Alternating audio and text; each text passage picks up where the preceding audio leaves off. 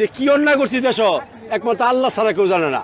এবার যদি ধ্বংস হয়, এবার যে আওয়ামী লীগের যেরকম নাম নিশানায় চলে গেছে, অবভিয়াসলি এই বিএনপির নাম একবার দুলের সাথে মিশে যাবো। একটা চান্স আছিল। যদি 20 টাকাই বাড়তি হয় তাহলে আমি এই রাত চারটার সময় আসবো কেন? এটা কি? আর 20 টাকা বাড়ায় এই নি সাফার।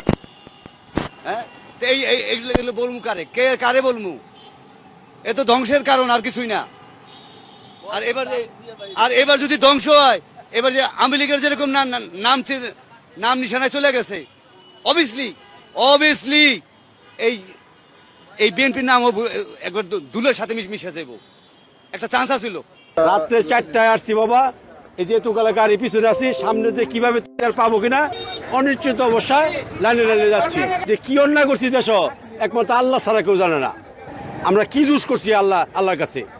এখন একমাত্র আল্লাহ আমাদেরকে হেফাজত করতে পারে, এছাড়া বাংলাদেশে কোনো মানুষ নাই। না খাইয়ে বই দিছি খিদা পেট।